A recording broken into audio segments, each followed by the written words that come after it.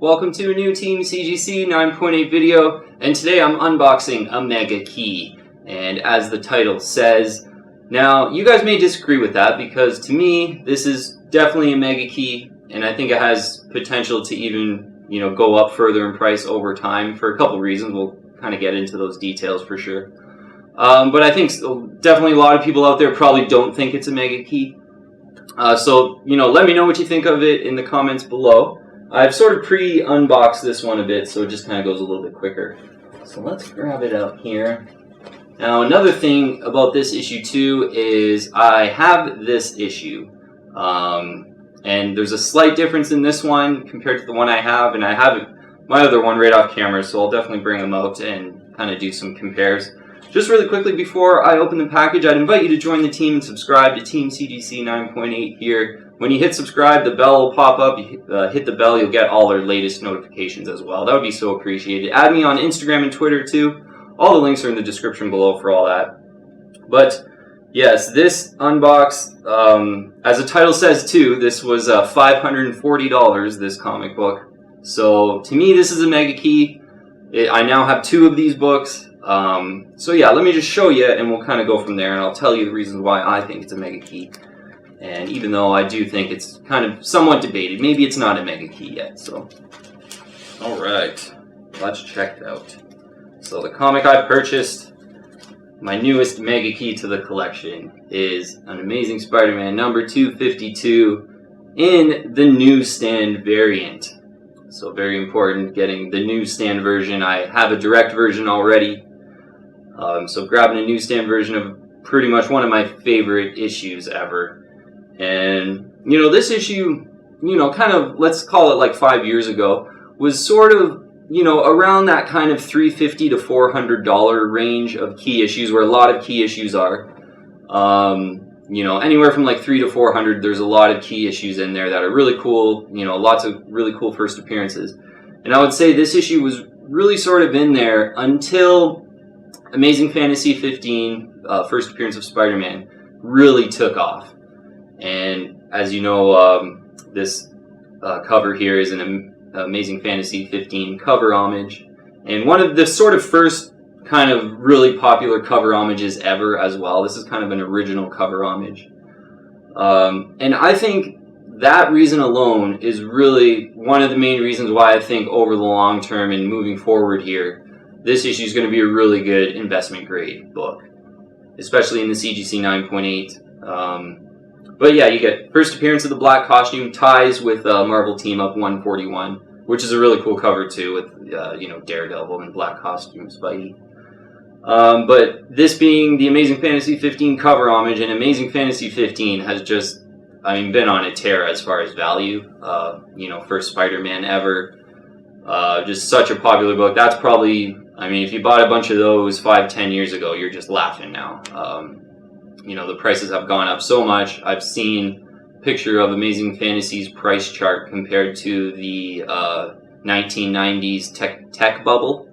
And it's similar to that, where, maybe 8 to 10 years ago, it just started taking off and just has not went down since. And Incredible Hulk 181 similar to that as well. I would say, but maybe a bit newer phenomenon with Incredible Hulk 181. But Amazing Fantasy 15 has done so well in price, and I think this book has sort of went up along with it. For good reason too, an original cover homage, Amazing Fantasy 15 cover homage, the original one, plus you get first appearance of black costume Spidey. Really cool cover. Let's have a look on the CGC census though, because pretty interesting this book on the CGC census. So Amazing Spider-Man 252, there's 1,141 CGC 9.8s in the blue label. 1,141. And, whenever you get over 1,000, that means it's a really popular book, and, people are trying to grade them a lot, and, it means it's a popular character, popular first appearance, which this is. With Spider-Man books, though, it's a little bit less about the limited numbers and more about the CGC 9.8 ratio. So the 9.8 ratio on this one is 11.7%. So out of all graded Amazing Spider-Man 252s, 11.7% of them are CGC 9.8s. And that is pretty low for a, this is a 1984 book. May of 1984 this came out. And yeah, 11% is getting really low. And that's one of the things I really like about Amazing Spider-Man books is they're so popular, they're, you know, so well collected, and there's a lot of them out there that in general you get a higher number of graded 9.8. So 1,141 is pretty high for a 1980s book in like a really, you know, popular key issue. But the CGC 9.8 ratio is generally a lot lower in Amazing Spider-Man books. And I think it's just because Spider-Man is so popular, people handled them, people traded them a lot. And, you know, before the 90s, collecting wasn't really, you know, a thing, basically. So 11.7% of all graded copies are CGC 9.8s. That is pretty low. Like, you know, usually if you look at a Batman key issue from about this era, there's less on the census, so less numbers on the census, but the CGC 9.8 ratio is usually like 25-ish%. So relatively, they're actually not as rare as an Amazing Spider-Man, even though there's a lot less on the CGC census. So that's kind of the trade-off that you get with an Amazing Spider-Man book. And it kind of goes down the line with all the key issues, like the first Hobgoblin. The CGC 9.8 ratio is about 8%, I believe. And then Amazing Spider-Man 300, First Venom, that CGC 9.8 ratio is 6%.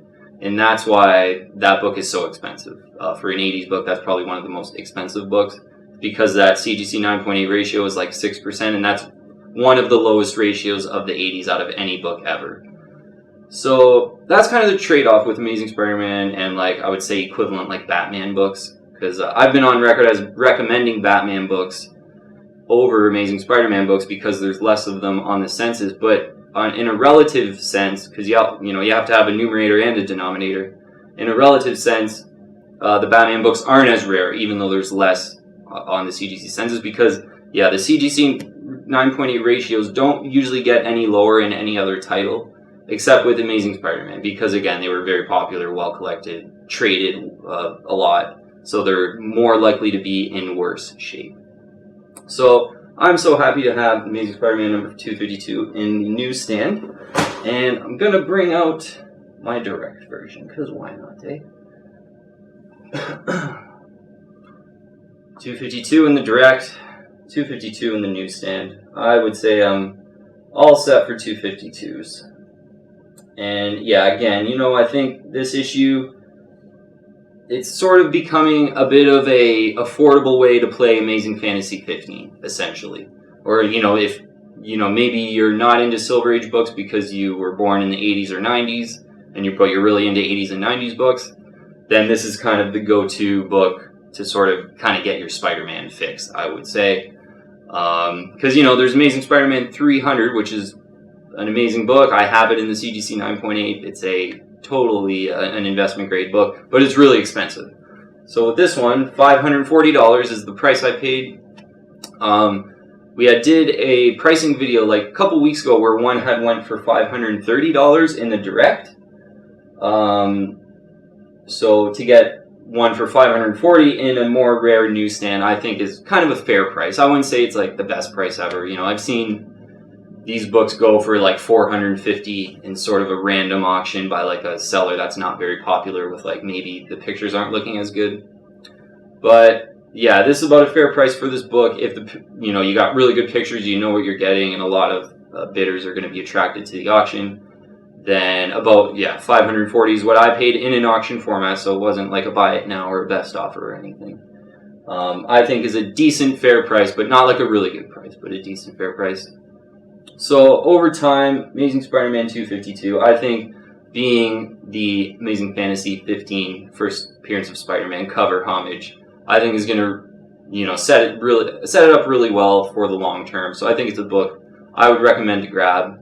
And again, when looking on the census, which, you know, we really like limited numbers, I really like limited numbers when I'm buying my books, which is kind of why in the past I've said I really like Batman books. But you got to really look at that CGC 9.8 ratio, and they usually are never lower on any other title than Amazing Spider-Man. And it's just because it was really popular and very well traded, and they're not, in general, not in that good shape, which makes them really good collectible items. You know, I totally recommend these books in the CGC 9.8 certainly if you were thinking about it from like an investment perspective. So yeah, so happy to have Amazing Spider-Man 252, and happy I could unbox it and share the unbox with you.